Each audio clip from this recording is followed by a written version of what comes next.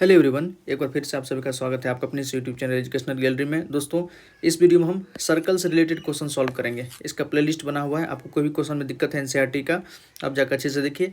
NCERT पे ही main focus होना चाहिए, ठीक है, क्योंकि और जो बुक है, रेफरेंस बुक जो भी आप यूज़ करते हैं, वो एनसीईआरटी के क्वेश्चन को ही एक्सप्लेन किए हुए रहता है, उसी का प्रैक्टिस किया रहता है। एनसीईआरटी अगर बन गया तो मोर देन सफिशिएंट है। इसके अलावा बोर्ड में भी एनसीईआरटी से ही कभी कभी कुछ क्वेश्चन जो है एज इट इज छप जाता है। दोस्तों, एज इट इज 3-4 क्वेश्चन तो वो एनसीईआरटी से ही डाल देते हैं, ताकि बच्चे एनसीईआरटी को ही अच्छे से पढ़ें। उनका यही मोटो रहता है, क्योंकि मार्केट में बहुत सारा बुक है। आप किस स्कूल में पढ़ रहे हैं, स्कूल का लेवल डिसाइड करता है कि वहाँ पर कौन सा बुक चलेगा। मतलब बेहतर स्कूल है तो बहुत महंगा बुक चलता है। अच्छी चीज़ें वही रहती है, एनसीईआरटी को ही एक्सप्लेन किया रहता है। आप देखिएगा, सारा चीज़ एनसीईआरटी का ही रहता है। लेकिन वही कोई छोटा सा स्कूल है, उसको भी वो भी तो अपना बुक चलाता होगा, तो वो कोई और बुक चलाता है, क्योंकि वहाँ छोटे बच्चे पढ़ रहे हैं, ठीक है, जिसकी इकोनॉमिकली कंडीशन थोड़ा वीक है। लेकिन एनसीईआरटी क्या करता है ना, वो जो करता है कि एक कॉमन बुक रखता है कि चाहे कोई कितना भी किस भी बैकग्राउंड से आ रहा है, इकोनॉमिकली की कोई भी बैकग्राउंड हो, उसका एक ऐसा बुक होना चाहिए जो सारे बच्चे अफोर्ड कर पाएँ। तो इसलिए वो एनसीईआरटी को ही प्रेफर करते हैं। जो भी क्वेश्चन रहता है इसी के सिलेबस से रहता है। सिलेबस में अगर कुछ भी देखना होता है तो एनसीईआरटी को देखा जाता है। तो मायने नहीं रखता आप कोई भी बुक बनाते हैं, ठीक है। एनसीईआरटी लेकिन बनाया कीजिए, क्योंकि क्वेश्चन यहीं से आता है। खैर, हम क्वेश्चन को देखते हैं। सर्कल से रिलेटेड क्वेश्चन है, एग्जाम में पूछा गया है और आगे भी पूछ सकता है, क्योंकि एनसीईआरटी का क्वेश्चन एज इट इज आ जाता है। देखिए, क्वेश्चन समझ के फिगर बना ली ना, तो बहुत सारा क्वेश्चन तो आपको ऐसे ही बन जाएगा। Prove that the angle between the two tangent. Question समझिए, angle between the two tangent. Tangent आप जानते हैं, ये सर्कल है, ये उसका टेंजेंट हो गया था। Angle between the two tangent मतलब इस एंगल के बारे में बात कर रहा है। Alright, drawn from an external point. External point से हम इस टेंजेंट को ड्रॉ किए हुए हैं, हम रफ फिगर भी बना रहे हैं। To a circle is supplementary to the angle. ये एंगल सप्लीमेंट्री होगा किस एंगल के? Subtended by the line segment joining the point of contact to the centre.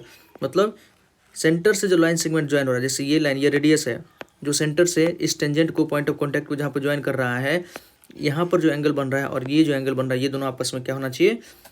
Supplementary होना चाहिए। मतलब दोनों को सम कितना होना चाहिए? दोनों का सम होना चाहिए 180 डिग्री। चलिए एक बार पहले अच्छा सा फिगर बना लेते हैं दोस्तों, ताकि चीज़ें और क्लियर हो जाए। देखिए, एक सर्कल है, ठीक। उसके बाद हमको दो टेंजेंट बनाना है। दो टेंजेंट हम बना देते हैं।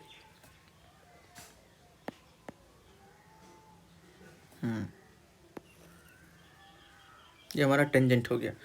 ऑलराइट, बीच में कहीं ना कहीं इसका सेंटर होगा। बीच में इसका सेंटर हो गया। अब देखिए, सारे लाइंस को ज्वाइन कर दीजिए। कह रहा है कि सेंटर से जो line segment point of contact को ज्वाइन कर रहा है, वो यही लाइन सेगमेंट है जो पॉइंट ऑफ कॉन्टैक्ट को ज्वाइन कर रहा है, ठीक है। ये लाइन सेगमेंट हो गया। अब देखिए, हम नोमेनक्लेचर कर देते, नाम लिखना बहुत ज़्यादा ज़रूरी है। इसको मान लीजिए आप ए है, इसको मान लीजिए आप बी है, इसको मान लीजिए पी है, और ये हमारा सेंटर ओ है, ठीक है। क्वेश्चन क्या कह रहा है कि दोनों टेंजेंट, ये देखिए, ये टेंजेंट है, एपी टेंजेंट है और पीबी टेंजेंट है। एक्सटर्नल पॉइंट हमारा पी है, इसके बीच में जो एंगल बन रहा है ये, और जो पॉइंट ऑफ कॉन्टैक्ट कहाँ है? ए पर है पॉइंट ऑफ कॉन्टैक्ट, बी पर पॉइंट ऑफ कॉन्टैक्ट है। इसको ज्वाइन करने वाली लाइन देखिए है subtended by the line segment joining the point of contact. जो line segment point of contact को ज्वाइन कर रहा है, यहाँ जो एंगल बन रहा है और ये जो एंगल बन रहा है, ये दोनों आपस में सप्लीमेंट्री होगा। मतलब हमको एंगल ए ओ बी और angle A P B 180 prove करना है। अगर प्रूव कर दी तो हो गया। आसान क्वेश्चन है। देखिए, हम आसानी से भी बनाया जा सकता है दोस्तों। आसानी से कैसे बनाया जा सकता है? देखिए ना, ये क्वाड्रिलेटरल बन रहा है, क्वाड्रिलेटरल बन रहा है। क्वाड्रिलेटरल का सम ऑफ ऑल एंगल कितना होता है? 360 डिग्री। और देखिए, ये हमारा ये टेंजेंट है, और टेंजेंट जो सर्कल पर, टेंजेंट से जो सेंटर पे जो लाइन जाता है, वो दोनों के बीच एंगल कितना होता है? 90 डिग्री। ये एंगल 90 डिग्री हो गया, तो ये एंगल कितना होगा? ये दोनों मिला के 180 हो गया, तो ये दोनों मिला के भी 180 होगा। तो क्वेश्चन तो ऐसे ही सॉल्व हो गया। अगर ऑब्जेक्टिव में आ गया क्वेश्चन तो सीधे 180 डिग्री होगा ही वो आंसर उसका। लेकिन अगर सब्जेक्टिव में बनाना है, अगर 3 नंबर 4 नंबर का आ जाएगा, तो उसको आपको अच्छे से सॉल्व करना पड़ेगा। तो हम कैसे करेंगे, पूरा हम लिख के बताते हैं। देखिए, सॉल्यूशन में क्या लिखेंगे, ब्लू पेन से बता देते हैं दोस्तों, ताकि ब्लू से ही वहाँ पर आप लिखिएगा। सॉल्यूशन देखिए क्या क्या दिया हुआ है। Given P A and P B are the tangent, ये हमको दिया हुआ, are the tangent drawn from a point P to a circle with center O, मतलब पी ए पी बी हमारा एक टेंजेंट है, दो टेंजेंट है जो कि एक सर्कल पे ड्राइन किया गया है जिसका सेंटर क्या है तो O है। ठीक, हमको प्रूव क्या करना है, to prove angle A P B plus angle A O B, ये हमको प्रूव करना है 180 डिग्री। सप्लीमेंट्री का मतलब ही होता है 180 डिग्री। आइए आप प्रूफ कीजिए। प्रूफ में क्या क्या लिखेंगे दोस्तों, प्रूफ वी नो डैट, ये अगर छोड़ भी सकते थे, we know that the tangent to a circle is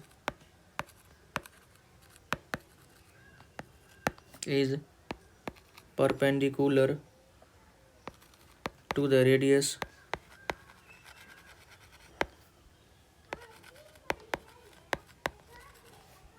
through the point of contact,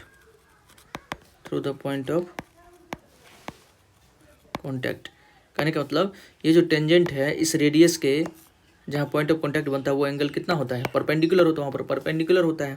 perpendicular का मतलब 90 डिग्री होता है। इसे हम क्या लिख लेंगे, इसे हम लिख लेंगे कि पी ए, चूँकि उसी लाइन को लिखते हैं, चूँकि पी ए परपेंडिकुलर ओ ए, इसीलिए एंगल ओ ए पी हमारा कितना हो जाएगा, 90 डिग्री हो जाएगा। एंड पी बी परपेंडिकुलर है दोस्तों ओ बी पे, इसलिए एंगल ओ बी पी भी ये कितना हो जाएगा, 90 डिग्री हो जाएगा। अब देखिए, अब एक क्वाड्रिलेटरल दिख रहा होगा आपको A O B P. Now in quadrilateral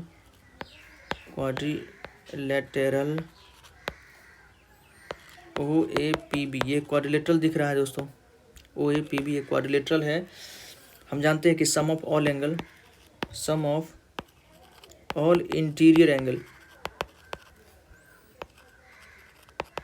ये कितना होना चाहिए, 360 डिग्री होना चाहिए। क्वाड्रिलेटरल का सम ऑफ ऑल एंगल कितना होता है, 360 डिग्री होता है। ठीक, इसीलिए लिखिए ना, angle O A P plus angle A P B plus angle O B P plus angle A O B, ये सब मिला के कितना होना चाहिए, 360 डिग्री होना चाहिए।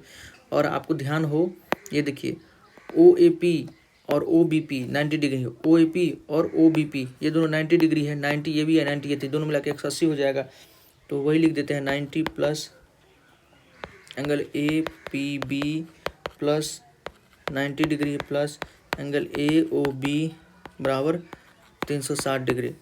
यहाँ से हम लिखेंगे angle A B P plus angle A O B, ये इधर 180 उधर जाएगा, 360 में से घटेगा तो कितना हो जाएगा, 180 डिग्री। मतलब ये क्या हो गया, सप्लीमेंट्री हो गया, सप्लीमेंटरी हो गया। ठीक, तो ये हमारा प्रूफ हो गया दोस्तों। यही तो हमको प्रूफ करना था कि ये दोनों मिला के 180 डिग्री हो जाए, जिसको हम सप्लीमेंट्री करते हैं। तो यहाँ पर लास्ट में हम लिख दीजिएगा कि हैंस प्रूव्ड लास्ट में लिख दीजिएगा। तो इस प्रकार से आपको बोर्ड में आंसर को लिखना पड़ेगा। अदरवाइज अगर छोटा लिख दीजिएगा कि सीधे आप इसको लिख दीजिएगा कि ए ओ बी पी एक क्वाड्रिलेटरल है और ये एंगल 90 डिग्री है, 90 डिग्री है, 180 डिग्री हो गया, तो 360 में से 180 माइनस कर देंगे तो 180 हो जाएगा। वो तो मतलब ऑब्जेक्टिव पॉइंट ऑफ व्यू हो जाएगा, आपको इतना लिखना पड़ेगा। ठीक है दोस्तों, अच्छा लगा हो तो वीडियो को लाइक कीजिए, चैनल को सब्सक्राइब कीजिए। कोई क्वेरी हो तो कमेंट सेक्शन में जरूर पूछिएगा। पूरा प्लेलिस्ट बना हुआ है, आप आपके देख सकते हैं। Thank you.